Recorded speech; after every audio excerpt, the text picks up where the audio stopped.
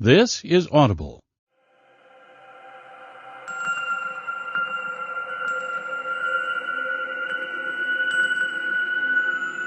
Simon & Schuster Audio presents Blackhouse by Stephen King and Peter Straub. Read by Frank Muller.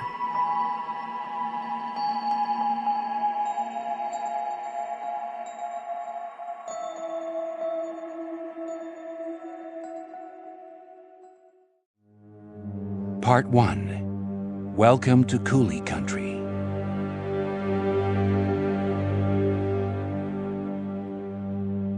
Chapter 1. Right here and now, as an old friend used to say, we are in the fluid present, where clear-sightedness never guarantees perfect vision. Here, about 200 feet, the height of a gliding eagle, above Wisconsin's far western edge, where the vagaries of the Mississippi River declare a natural border.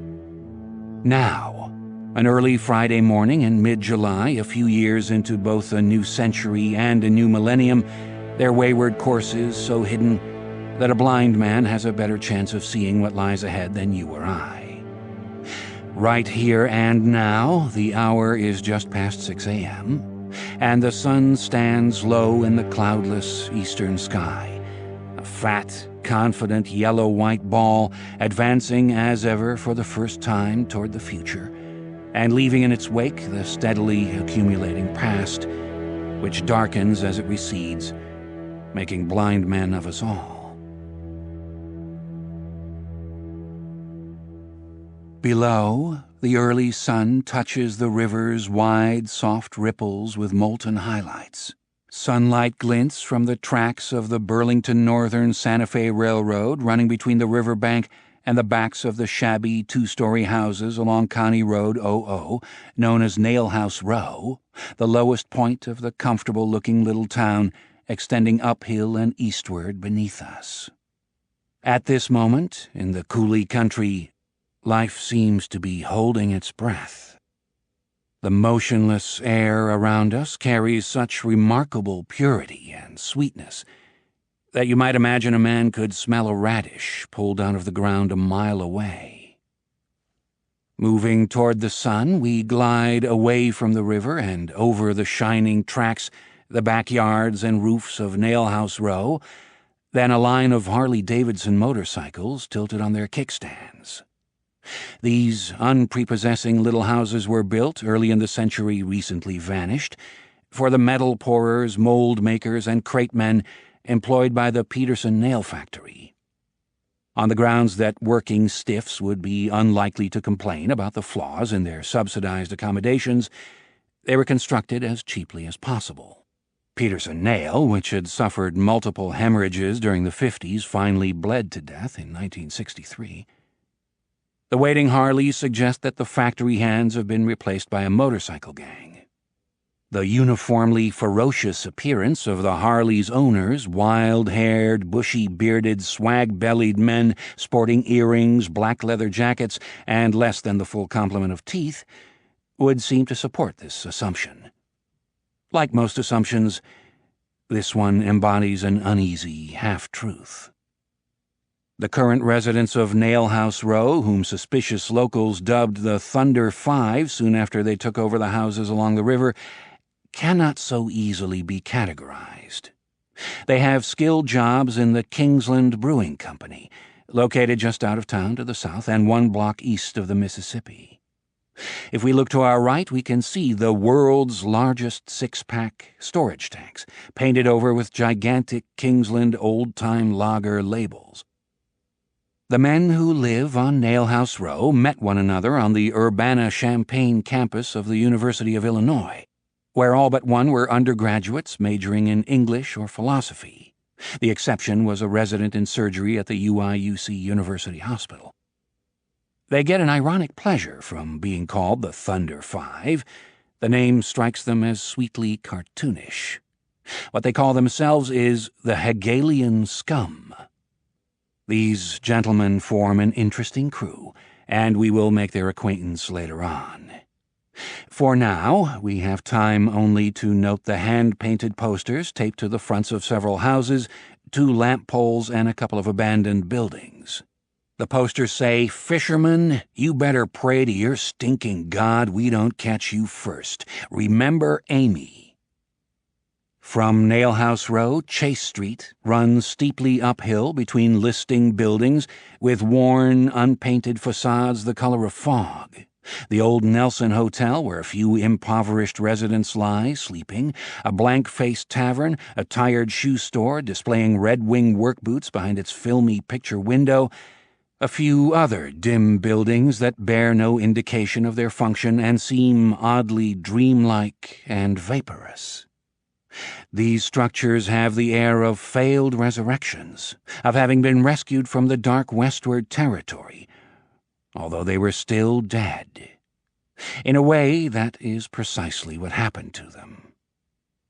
An ochre horizontal stripe, 10 feet above the sidewalk on the facade of the Nelson Hotel, and 2 feet from the rising ground on the opposed ashen faces of the last 2 buildings, represents the high water mark left behind by the flood of 1965, when the Mississippi rolled over its banks, drowned the railroad tracks and Nailhouse Row, and mounted nearly to the top of Chase Street.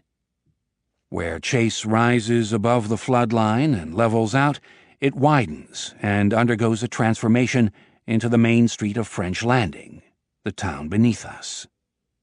The Agincourt Theater, the Taproom Bar and Grill, the First Farmers State Bank, the Samuel Stutz Photography Studio, which does a steady business in graduation photos, wedding pictures, and children's portraits, and shops, not the ghostly relics of shops, line its blunt sidewalks. Benton's Rexall Drugstore, Reliable Hardware, Saturday Night Video, Regal Clothing, Schmidt's All Sorts Emporium, stores selling electronic equipment, magazines and greeting cards, toys and athletic clothing featuring the logos of the Brewers, the Twins, the Packers, the Vikings, and the University of Wisconsin. After a few blocks, the name of the street changes to Lyle Road, and the buildings separate and shrink into one-story wooden structures fronted with signs advertising insurance offices and travel agencies. After that, the street becomes a highway that glides eastward past a 7-Eleven, the Reinhold T. Grauerhammer VFW Hall, a big farm implement dealership known locally as Goltz's, and into a landscape of flat, unbroken fields.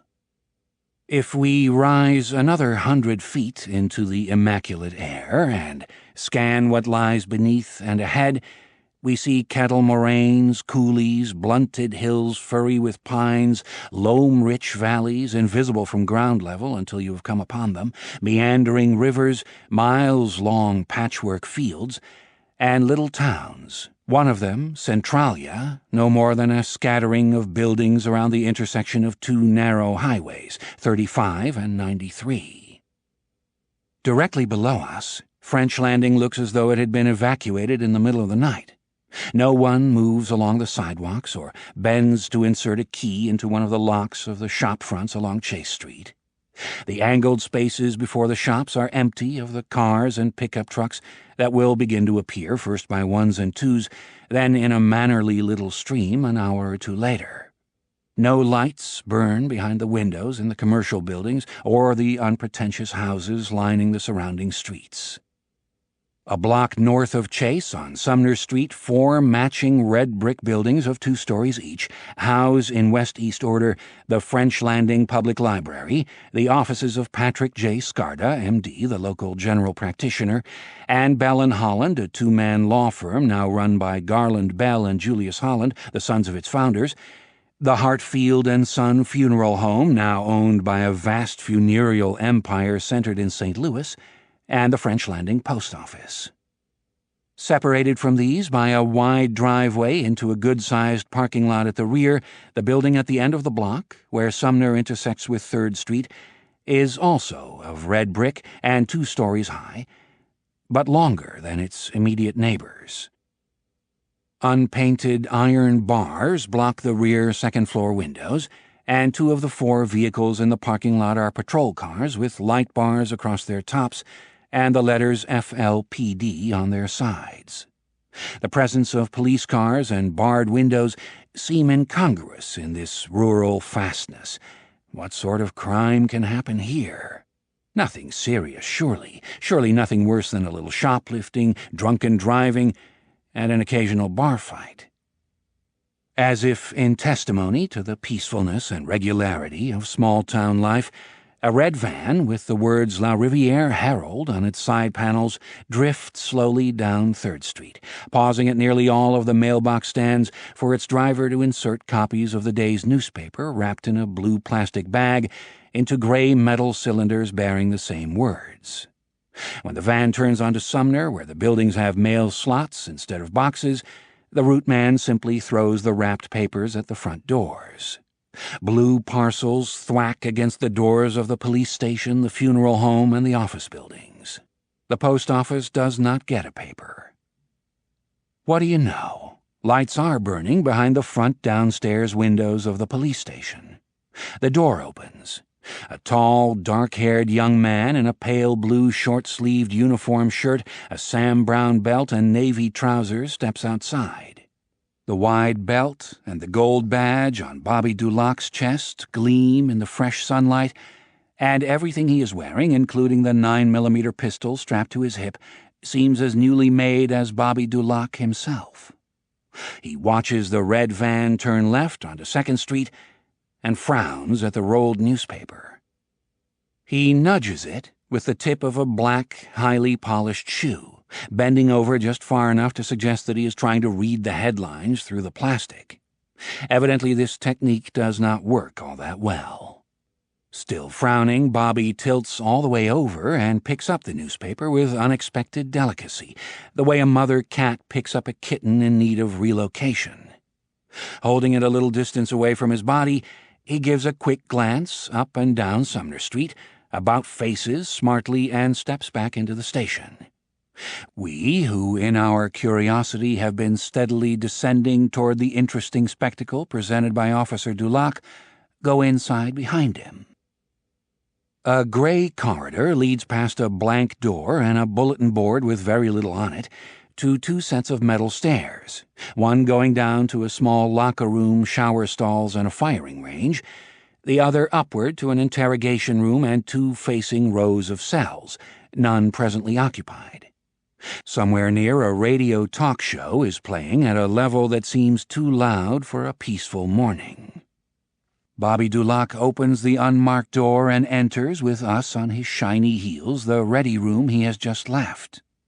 A rank of filing cabinets stands against the wall to our right, beside them a beat-up wooden table on which sit neat stacks of papers and folders, and a transistor radio, the source of the discordant noise. From the nearby studio of KDCU-AM, your talk voice in the Coulee Country, the entertainingly rabid George Rathbun has settled into Badger Barrage, his popular morning broadcast. Good old George sounds too loud for the occasion. No matter how low you dial the volume, the guy is just flat-out noisy. That's part of his appeal. Set in the middle of the wall directly opposite us is a closed door with a dark pebble glass window on which has been painted Dale Gilbertson, Chief of Police. Dale will not be in for another half hour or so. 2 metal desks sit at right angles to each other in the corner to our left, and from the one that faces us, Tom Lund, a fair-haired officer of roughly his partner's age, but without his appearance of having been struck gleaming from the mint 5 minutes before, regards the bag tweezed between 2 fingers of Bobby Dulac's right hand. "All right," Lund says. "Okay, the latest installment. You thought maybe the Thunder 5 was paying us another social call? Here, I don't want to read the damn thing." Not deigning to look at the newspaper, Bobby sends the new day's issue of the La Riviere Herald sailing in a flat, fast arc across 10 feet of wooden floor with an athletic snap of his wrist, spins rightward, takes a long stride, and positions himself in front of the wooden table a moment before Tom Lund fields his throw. Bobby glares at the 2 names and various details scrawled on the long chalkboard hanging on the wall behind the table. He is not pleased, Bobby Dulac. He looks as though he might burst out of his uniform through the sheer force of his anger. Fat and happy in the KDCU studio, George Rathbun yells, "Caller, give me a break, will ya, and get your prescription fixed. Are we talking about the same game here? Caller?" "Maybe Wendell got some sense and decided to lay off," Tom Lund says. "Wendell?" Bobby says.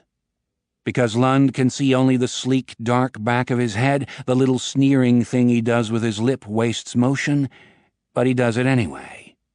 "Caller, let me ask you this one question, and in all sincerity, I want you to be honest with me. Did you actually see last night's game?" "I didn't know Wendell was a big buddy of yours," Bobby says. "I didn't know you ever got as far south as La Riviere. Here I was thinking your idea of a big night out was a pitcher of beer and trying to break 100 at the Arden Bolodrome, and now I find out you hang out with newspaper reporters in college towns. Probably get down and dirty with the Wisconsin Rat, too, that guy on KWLA. Do you pick up a lot of punk babes that way?"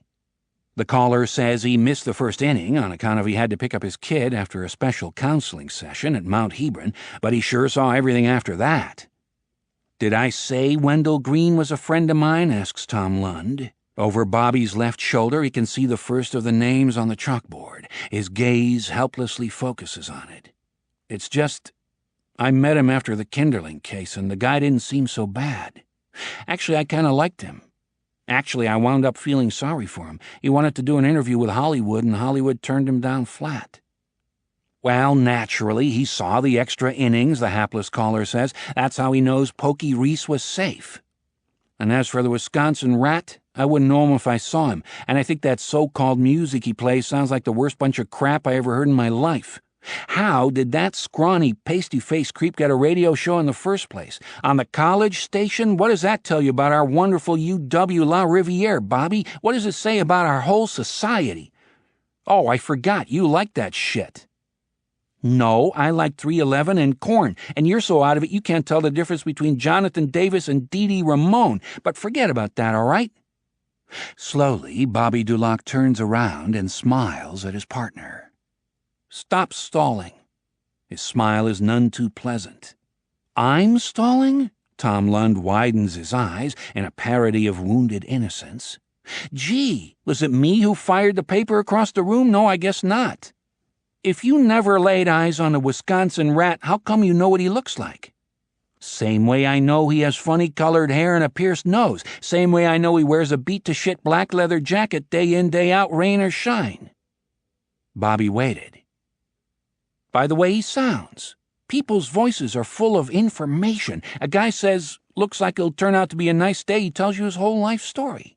Want to know something else about Rat Boy? He hasn't been to the dentist in 6-7 years. His teeth look like shit." From within KDCU's ugly cement block structure next to the brewery on Peninsula Drive, via the radio Dale Gilbertson donated to the station house long before either Tom Lund or Bobby Dulac first put on their uniforms, comes good old dependable George Rathbun's patented bellow of genial outrage, a passionate, inclusive uproar that for 100 miles around causes breakfasting farmers to smile across their tables at their wives and passing truckers to laugh out loud. "I swear, caller, and this goes for my last caller, too, and every single one of you out there, I love you dearly. That is the honest truth. I love you like my mama loved her turnip patch. But sometimes you people drive me crazy. Oh, boy, bottom of the 11th inning, 2 out, 6-7 Brewers, men on second and third, batter lines to short center field. Reese takes off from third, good throw to the plate, clean tag, clean tag. A blind man could have made that call." "Hey, I thought it was a good tag, and I only heard it on the radio," says Tom Lund. Both men are stalling, and they know it. "In fact," shouts the hands-down most popular talk voice of the Coulee country, "let me go out on a limb here, boys and girls. Let me make the following recommendation. Okay? Let's replace every umpire at Miller Park, hey, every umpire in the National League, with blind men. You know what, my friends? I guarantee a 60 to 70% improvement in the accuracy of their calls. Give the job to those who can handle it, the blind." Mirth suffuses Tom Lund's bland face. That George Rathbun man, he's a hoot. Bobby says, "Come on, okay?" Grinning, Lund pulls the folded newspaper out of its wrapper and flattens it on his desk. His face hardens. Without altering its shape, his grin turns stony. Oh, no. Oh, hell. What? Lund utters a shapeless groan and shakes his head. Jesus, I don't even want to know.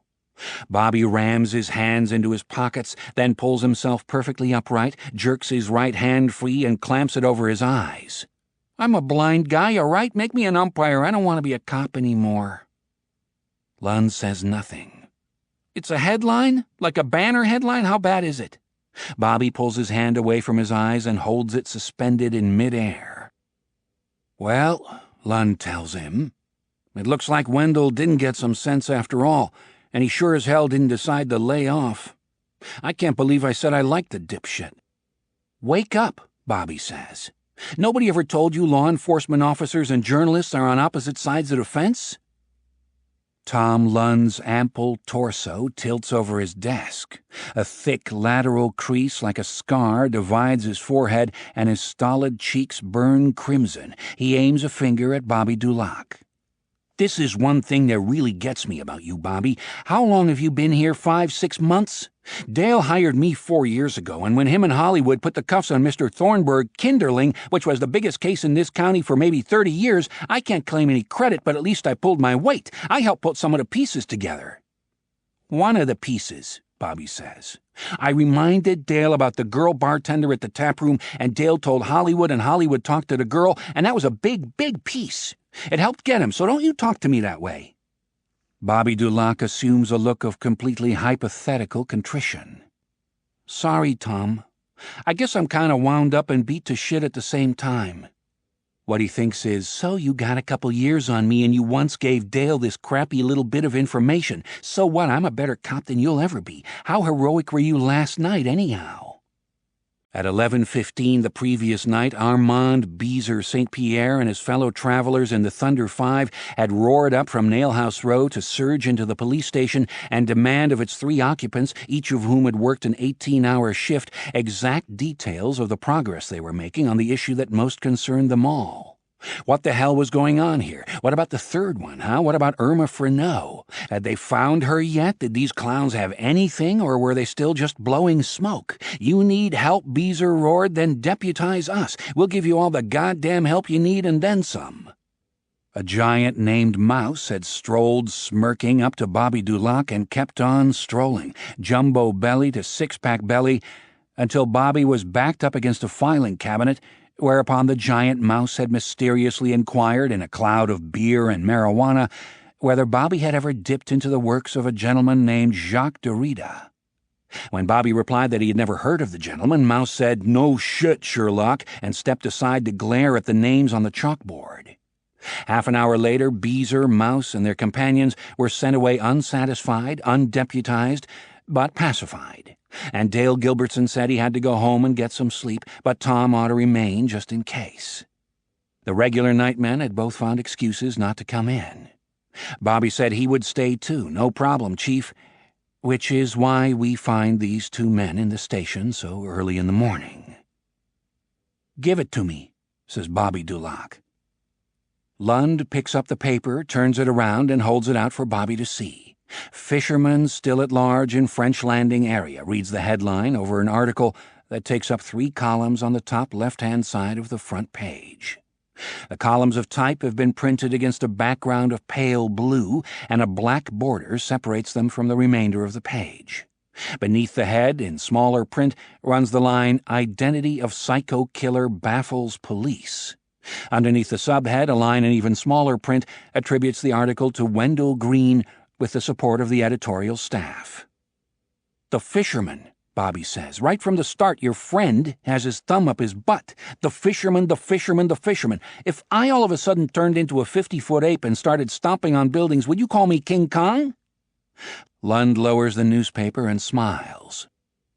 Okay, Bobby allows. Bad example. Say I held up a couple banks, would you call me John Dillinger? Well, says Lund, smiling even more broadly, they say Dillinger's tool was so humongous they put it in a jar in the Smithsonian. So read me the first sentence, Bobby says. Tom Lund looks down and reads. As the police in French Landing fail to discover any leads to the identity of the fiendish double murderer and sex criminal this reporter has dubbed the Fisherman, the grim specters of fear, despair, and suspicion run increasingly rampant through the streets of that little town, and from there out into the farms and villages throughout French County, darkening by their touch every portion of the Coulee country. "Just what we need," Bobby says. "Jesus!" And in an instant has crossed the room and is leaning over Tom Lund's shoulder, reading the Herald's front page with his hand resting on the butt of his Glock, as if ready to drill a hole in the article right here and now. Our traditions of trust and good neighborliness, our habit of extending warmth and generosity to all, writes Wendell Green, editorializing like crazy, are eroding daily under the corrosive onslaught of these dread emotions. Fear, despair, and suspicion are poisonous to the soul of communities large and small, for they turn neighbor against neighbor and make a mockery of civility. 2 children have been foully murdered and their remains partially consumed. Now a 3rd child has disappeared. 8-year-old Amy St. Pierre and 7-year-old Johnny Erkenham fell victim to the passions of a monster in human form. Neither will know the happiness of adolescence or the satisfactions of adulthood. Their grieving parents will never know the grandchildren they would have cherished. The parents of Amy and Johnny's playmates shelter their children within the safety of their own homes, as do parents whose children never knew the deceased. As a result, summer playgroups and other programs for young children have been canceled in virtually every township and municipality in French County. With the disappearance of 10-year-old Irma Freneau 7 days after the death of Amy St. Pierre and only 3 after that of Johnny Erkenham, public patience has grown dangerously thin. As this correspondent has already reported, Merlin Grassheimer, 52, an unemployed farm laborer of no fixed abode, was set upon and beaten by an unidentified group of men in a Fountain side street late Tuesday evening. Another such episode occurred in the early hours of Thursday morning when Elvar Pretorius, 36, a Swedish tourist traveling alone, was assaulted by 3 men, again unidentified, while asleep in La Riviere's Leif Erikson Park. Grassheimer and Pretorius required only routine medical attention, but future incidents of vigilantism will almost certainly end more seriously. Tom Lund looks down at the next paragraph, which describes the Freneau girl's abrupt disappearance from a Chase Street sidewalk, and pushes himself away from his desk. Bobby Dulac reads silently for a time, then says, "You gotta hear this shit, Tom. This is how he winds up. When will the fisherman strike again? For he will strike again, my friends, make no mistake. And when will French Landing's Chief of Police Dale Gilbertson do his duty and rescue the citizens of this county from the obscene savagery of the fisherman and the understandable violence produced by his own inaction?" Bobby Dulac stamps to the middle of the room. His color is heightened. He inhales, then exhales a magnificent quantity of oxygen. "How about the next time the fisherman strikes," Bobby says. "How about he goes right up Wendell Green's flabby rear end?" "I'm with you," says Tom Lund. "Can you believe that, Shinola? Understandable violence. He's telling people it's okay to mess with anyone who looks suspicious." Bobby levels an index finger at Lund. "I personally am going to nail this guy. That is a promise. I'll bring him down alive or dead." In case Lund may have missed the point, he repeats, "personally." Wisely choosing not to speak the words that first come to his mind, Tom Lund nods his head. The finger is still pointing. He says, "If you want some help with that, maybe you should talk to Hollywood. Dale didn't have no luck, but could be you'd do better." Bobby waves this notion away. "No need. Dale and me, and you too, of course, we got it covered. But I personally am going to get this guy. That is a guarantee." He pauses for a second. "Besides, Hollywood retired when he moved here, or did you forget?" "Hollywood's too young to retire," Lund says. "Even in cop years, the guy is practically a baby, so you must be the next thing to a fetus." And on their cackle of shared laughter, we float away and out of the ready room and back into the sky, where we glide 1 block farther north to Queen Street. Moving a few blocks east, we find beneath us a low, rambling structure that branches out from a central hub and occupies with its wide, rising breadth of lawn, dotted here and there with tall oaks and maples, the whole of a block lined with bushy hedges in need of a good trim. Obviously an institution of some kind, the structure at first resembles a progressive elementary school in which the various wings represent classrooms without walls, the square central hub the dining room and administrative offices. When we drift downward, we hear George Rathbun's genial bellow rising toward us from several windows. The big glass front door swings open, and a trim woman in cat's eye glasses comes out into the bright morning, holding a poster in one hand and a roll of tape in the other. She immediately turns around and with quick, efficient gestures fixes the poster to the door. Sunlight reflects from a smoky gemstone the size of a hazelnut on the third finger of her right hand. While she takes a moment to admire her work, we can peer over her crisp shoulder and see that the poster announces in a cheerful burst of hand-drawn balloons that today is Strawberry Fest. When the woman walks back inside, we take in the presence, in the portion of the entry visible just beneath the giddy poster, of 2 or 3 folded wheelchairs. Beyond the wheelchairs, the woman, whose chestnut hair has been pinned back into an architectural whorl, strides on her high-heeled pumps through a pleasant lobby with blonde wooden chairs and matching tables strewn artfully with magazines, marches past a kind of unmanned guard post or reception desk before a handsome fieldstone wall, and vanishes with the trace of a skip through a burnished door marked William Maxton, Director. What kind of school is this? Why is it open for business? Why is it putting on festivals in the middle of July? We could call it a graduate school, for those who reside here have graduated from every stage of their existences but the last, which they live out day after day under the careless stewardship of Mr. William Chipper Maxton, Director. This is the Maxton Elder Care Facility, once, in a more innocent time and before the cosmetic renovations done in the mid-'80s, known as the Maxton Nursing Home, which was owned and managed by its founder, Herbert Maxton, Chipper's father. Herbert was a decent, if wishy-washy man who, it is safe to say, would be appalled by some of the things the sole fruit of his loins gets up to. Chipper never wanted to take over the family playpen, as he calls it, with its freight of gummers, zombies, bedwetters, and droolies, and after getting an accounting degree at UW La Riviere, with hard-earned minors in promiscuity, gambling, and beer drinking, our boy accepted a position with the Madison, Wisconsin office of the Internal Revenue Service, largely for the purpose of learning how to steal from the government undetected. 5 years with the IRS taught him much that was useful, but when his subsequent career as a freelancer failed to match his ambitions, he yielded to his father's increasingly frail entreaties and threw in his lot with the undead and the droolies. With a certain grim relish, Chipper acknowledged that despite a woeful shortage of glamour, his father's business would at least provide him with the opportunity to steal from the clients and the government alike. Let us flow in through the big glass doors, cross the handsome lobby, noting as we do so the mingled odors of air freshener and ammonia that pervade even the public areas of all such institutions, pass through the door bearing Chipper's name, and find out what that well-arranged young woman is doing here so early. Beyond Chipper's door lies a windowless cubicle equipped with a desk, a coat rack, and a small bookshelf crowded with computer printouts, pamphlets, and flyers. A door stands open beside the desk. Through the opening we see a much larger office, paneled in the same burnished wood as the director's door, and containing leather chairs, a glass-topped coffee table, and an oatmeal-colored sofa. At its far end looms a vast desk, untidily heaped with papers, and so deeply polished it seems nearly to glow.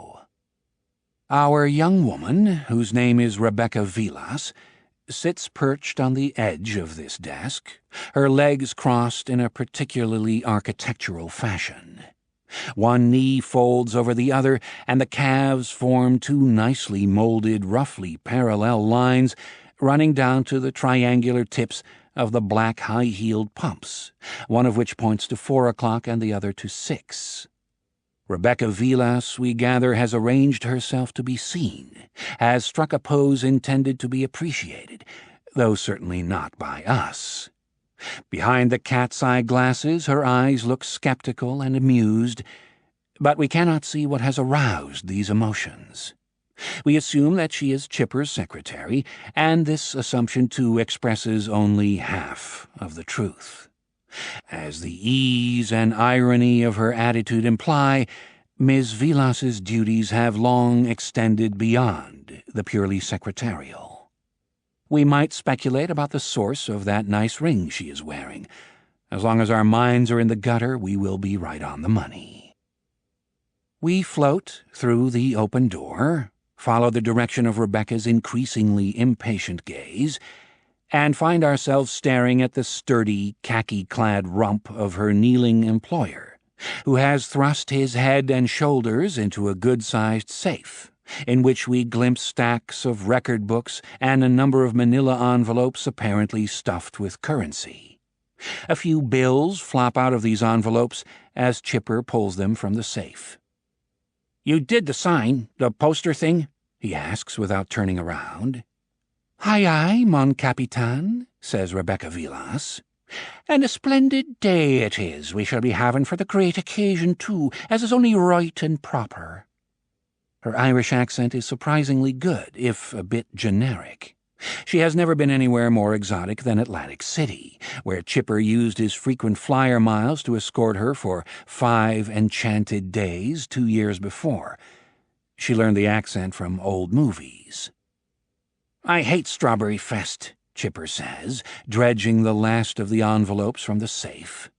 "The zombies' wives and children mill around all afternoon, cranking them up so we have to sedate them into comas just to get some peace. And if you want to know the truth, I hate balloons." He dumps the money onto the carpet and begins to sort the bills into stacks of various denominations. "Only I was wondering, in me simple country manner," says Rebecca, "why I should be requested to appear at the crack of dawn on the grand day." "Know what else I hate? The whole music thing. Singing zombies and that stupid DJ Symphonic Stan with his big band records. Whew, boy, talk about thrills." "I assume," Rebecca says, dropping the stage Irish accent, "you want me to do something with that money before the action begins." "Time for another journey to Miller." An account under a fictitious name in the State Provident Bank in Miller, 40 miles away, receives regular deposits of cash skimmed from patients' funds intended to pay for extra goods and services. Chipper turns around on his knees with his hands full of money and looks up at Rebecca. He sinks back down to his heels and lets his hands fall into his lap. "Boy, do you have great legs. Legs like that, you ought to be famous." "I thought you'd never notice," Rebecca says. Chipper Maxton is 42 years old. He has good teeth, all his hair, a wide, sincere face, and narrow brown eyes that always look a little damp. He also has 2 kids, Trey, 9, and Ashley, 7, and recently diagnosed with ADD, a matter Chipper figures is going to cost him maybe $2,000 a year in pills alone. And, of course, he has a wife, his life's partner, Marion, 39 years of age, 5'5" and somewhere in the neighborhood of 190 pounds. In addition to these blessings, as of last night, Chipper owes his bookie $13,000, the result of an unwise investment in the Brewers game George Rathbun is still bellowing about. He has noticed, oh, yes, he has, Chipper has noticed Miss Vilas's splendidly cantilevered legs. "Before you go over there," he says, "I was thinking we could kind of stretch out on the sofa and fool around." "Ah," Rebecca says. "Fool around how exactly?" "Gobble, gobble, gobble," Chipper says, grinning like a satyr. "You romantic devil, you," says Rebecca, a remark that utterly escapes her employer. Chipper thinks he actually is being romantic. She slides elegantly down from her perch, and Chipper pushes himself inelegantly upright and closes the safe door with his foot. Eyes shining damply, he takes a couple of thuggish, strutting strides across the carpet, wraps one arm around Rebecca Vilas's slender waist, and with the other slides the fat manila envelopes onto the desk. He is yanking at his belt even before he begins to pull Rebecca toward the sofa. "So, can I see him?" says clever Rebecca, who understands exactly how to turn her lover's brains to porridge. And before Chipper obliges her, we do the sensible thing and float out into the lobby, which is still empty. A corridor to the left of the reception desk takes us to two large blonde glass inset doors marked Daisy and Bluebell, the names of the wings to which they give entrance. Far down the gray length of Bluebell, a man in baggy coveralls dribbles ash from his cigarette onto the tiles, over which he is dragging with exquisite slowness a filthy mop. We move into Daisy. The functional parts of Maxton's are a great deal less attractive than the public areas. Numbered doors line both sides of the corridor. Hand-lettered cards in plastic holders beneath the numerals give the names of the residents. 4 doors along, a desk at which a burly male attendant in an unclean white uniform sits dozing upright, faces the entrances to the men's and women's bathrooms. At Maxton's, only the most expensive rooms, those on the other side of the lobby, in Asphodel, provide anything but a sink. Dirty mop swirls harden and dry all up and down the tiled floor, which stretches out before us to improbable length. Here, too, the walls and air seem the same shade of gray. If we look closely at the edges of the hallway, at the juncture of the walls and the ceiling, we see spiderwebs, old stains, accumulations of grime. Pine sol, ammonia, urine, and worse scent the atmosphere. As an elderly lady in Bluebell Wing likes to say, that when you live with a bunch of people who are old and incontinent, you never get far from the smell of caca. The rooms themselves vary according to the conditions and capacities of their inhabitants. Since nearly everyone is asleep, we can glance into a few of these quarters. Here in D10, a single room 2 doors past the dozing aide, old Alice Weathers lies, snoring gently, dreaming of dancing in perfect partnership with Fred Astaire across a white marble floor, surrounded by so much of her former life that she must navigate past the chairs and end tables to maneuver from the door to her bed. Alice still possesses even more of her wits than she does her old furniture, and she cleans her room herself immaculately.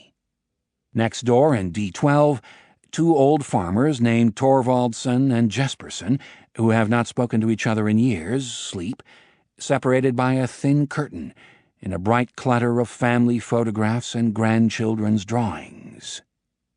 Farther down the hallway, D18 presents a spectacle completely opposite to the clean, crowded jumble of D10, just as its inhabitant, a man known as Charles Burnside, could be considered the polar opposite of Alice Weathers.